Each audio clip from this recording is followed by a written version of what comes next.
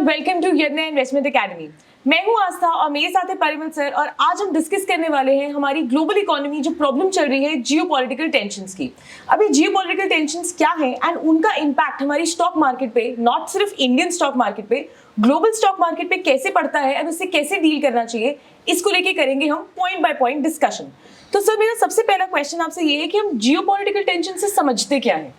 See, I think this world is a coupled world और यहाँ पे कुछ एक दुनिया में कुछ चीजें होती है तो उसका कैस्केडिंग इम्पैक्ट जो है वो होगा ही होगा, सब पे होगा।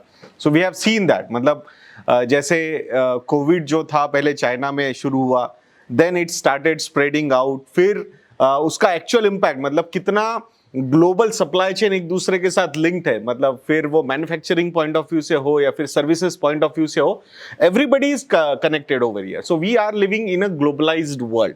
सो डेफिनेटली वो बहुत सारी चीजें सामने आ गई वहां पे। तो इसीलिए अभी जैसे ये जो टेंशन हमने यूक्रेन रशिया के बीच में देखे, तो इन टेंशंस की वजह से कैसे क्रूड ऑयल पे इम्पैक्ट हुआ, कैसे इकोनॉमिक्स पे पॉलिटिक्स भारी पड़ा। यूरोपियन यूनियन में सबको पता था कि रशिया को इस तरीके से सैंक्शन लाना, बैन करना can backfire big time, but there are lot of democracies जहां पे सही economics is not going to work. So वहां पे लोगों को क्या अभी अच्छा लग रहा है वो करना बहुत जरूरी था, and that's why they opposed. फिर सैंक्शंस वगैरह आए, and then we have seen how crude oil prices went up. फिर उसकी वजह से कैसे इन्फ्लेशन बढ़ा। पहले ही प्रॉब्लम से जा रहे थे हम, ऐसा लग रहा था कि शायद अब बाहर आ जाएंगे कोरोना कोविड के चक्कर में, बट उसके ऊपर ये यूक्रेन रशिया का नया प्रॉब्लम खड़ा हो गया, and then crude oil prices went up, gasoline prices went up. या जहां पे यूरोपियन यूनियन हो या फिर यूएस हो, इन्होंने कभी इन्फ्लेशन देखा ही नहीं था रिसेंट पास्ट में, तो उनको ये 30 years high 40 year high inflation देखने पड़ रहे। So I think all those things are coming up together, and that's why अगर इकोनॉमी खराब होती है तो ऑटोमेटिकली उसका इम्पैक्ट स्टॉक मार्केट पे होगा ही होगा।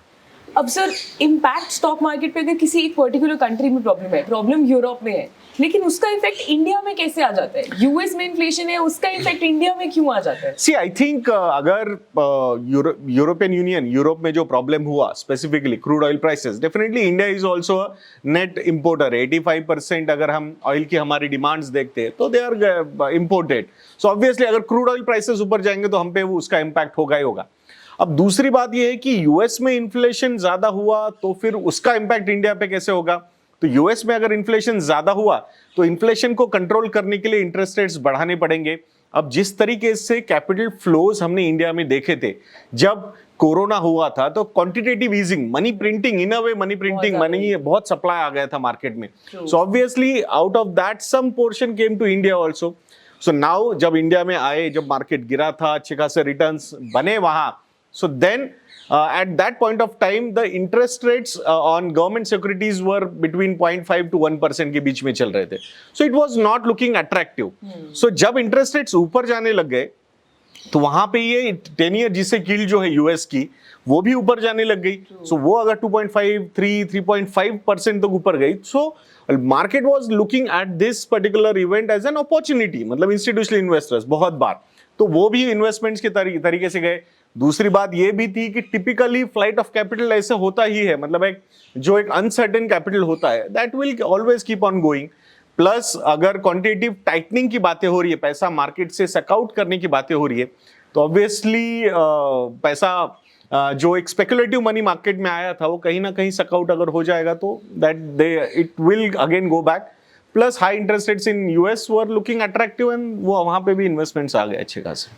सर, जब मैं जियोपॉलिटिकल टेंशंस की बात करती हूँ तो अभी हमने रिसेंटली देखा रशिया यूक्रेन का वॉर हुआ, तो जब भी जियोपॉलिटिकल टेंशंस होते हैं, क्या कोई ऐसा स्पेसिफिक सेक्टर है, जैसे कि रशिया यूक्रेन वॉर में डिफेंस सेक्टर, मतलब मार्केट पूरी नीचे गिर रही है बट एक पर्टिकुलर सेक्टर को एडवांटेज हो रहा हो, इज इट ट्रू या is it myth? See I think definitely जब ऐसी चीजें होती है तो इनसिक्योरिटी बढ़ जाती है कंट्रीज की, और टिपिकली डिफेंस स्पेंडिंग वगैरह बहुत सारी कंट्रीज में मतलब बढ़ सकता है। अभी India specific we were neutral at that point of time, तो वैसा तो कोई रीजन नहीं था कि मतलब इंडिया के defence sector will do well.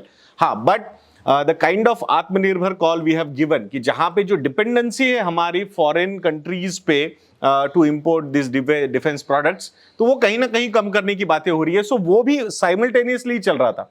और जब भी ऐसे क्राइसिस होते हैं, जियोपॉलिटिकल टेंशंस आते हैं, सो ऑटोमेटिकली डिफेंस के बजट्स जो है कंट्रीज में बढ़ जाते हैं. That's what has happened with lot of countries. I will not say कि इंडिया में ऐसा बहुत ड्रास्टिक चेंज आया, but definitely in geopolitical uncertainties governments will think in a different way. Okay sir, so अभी जो रशिया यूक्रेन के साथ हुआ, ऐसा सिमिलर ट्रेंड हमें मे बी चाइना ताइवान के साथ देखने को भी मिलेगा. बट रशिया यूक्रेन के टाइम पे मार्केट बहुत ज़्यादा करेक्ट हुई थी, तो क्या वो सिमिलर इम्पैक्ट अभी फिर देखने को मिलेगा, या market has already tested the downfall because of that war? See I think मुझे ऐसे यहाँ पे लगता है कि जिस तरीके से रशिया का डिपेंडेंस है डेफिनेटली बाकी कंट्रीज पे था कि जो ऑयल एक्सपोर्ट्स वगैरह करते थे, उसके कंपैरिजन में चाइना का जो लिंकिंग है या फिर कपलिंग है वो बहुत ज्यादा है ऑल ओवर वर्ल्ड. फिर वो यूएस हो, यूरोप हो या फिर एनी कंट्री हो. और मुझे नहीं लगता कि इट विल बी टिपिकल मतलब ऐसा कोई वॉर टाइप सिचुएशन नहीं होगी. आई थिंक डेफिनेटली मतलब यहाँ थोड़ी सी आर्म फ्लेक्सिंग हो रही है, that we are seeing and all those things. अब क्यों वो नैन्सी पेलोसी वहाँ पे गई, क्या वो इलेक्शंस थे आने वाले हैं उसकी वजह से वो वहाँ जाके थोड़ा सा ब्रेव फेस दिखाने वाले थे, बिकॉज उनकी जो पार्टी है रिपब्लिकन पार्टी, तो उसको इस बार जो प्रोजेक्शंस आ रहे हैं वो बहुत खराब आ रहे हैं. सो उनको थोड़ा सा खुद को स्ट्रांग दिखाना था. अब नैन्सी पेलोसी के जाने से जस्ट 1-2 दिन पहले 2 घंटे की बातचीत हुई थी between mister Biden and Xi Jinping. So अब ऐसा तो हो नहीं सकता कि उनको पता नहीं होगा. तो आई थिंक अंडरस्टैंडिंग है, but one China policy world has accepted. So I do not think यहाँ पे कोई ऐसे वॉर वगैरह होगा. I seriously doubt. And war between 2 nuclear Nations होना इज नेक्स्ट टू इम्पॉसिबल. और अगर हो गया so then world is over. That's for sure. There is no doubt about that. So my last question to you is कि geopolitical tensions unavoidable है, वो आते ही रहेंगे, बट उसके कारण मार्केट में जो फ्लक्चुएशंस है वो बहुत ज्यादा रहती हैं. तो उस टाइम पे इन्वेस्टर को क्या करना चाहिए ड्यू टू दोज फ्लक्चुएशंस? सी अभी जैसे I'll try and link it to some other things. अभी जैसे हमेशा जब भी आप इन्वेस्टमेंट्स करते हो ना, तो एक चीज सोचना बहुत जरूरी है कि is this happening for the first time. If the answer is no, then मुझे लगता है कि there are a lot of history lessons already been written or inferred.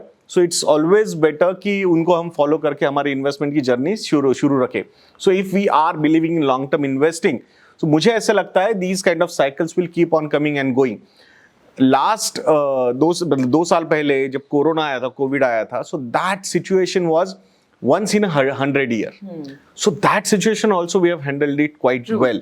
So मुझे लगता है wars तो हमने इतने ज़्यादा देखे हैं in between. So I doubt, हाँ, but nuclear war I think everything is over.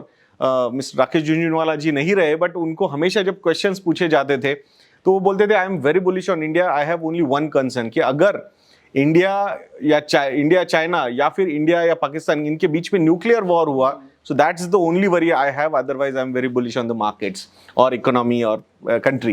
So I think similar kind of thing I also feel that कि अगर छोटे मोटे wars होते रहेंगे, geopolitical tensions आते रहेंगे, but a full-fledged war between 2 nuclear nations is going to, I don't think it will happen. That's what I feel. Who knows, मतलब कभी कुछ कोई सरफिरा आया और उसने कुछ कर दिया तो I don't know, but logically it should not happen. Logical brains will never allow these things to happen. So this was all about geopolitical tensions. ये ऐसी tensions हैं जिनको avoid नहीं कर सकते. They are bound to happen. But what is important for the investors is कि वो अपने investment plans, अपने goals को maintain कर रखें, and if they are following it properly, then there is nothing that can disturb their financial freedom and financial stability. I hope आपको ये video अच्छा लगा होगा. Do share, like and subscribe. And हमारे जितने भी research products हैं उनको avail करने के लिए do visit our website and use the coupon code FREEDOM. Thank you.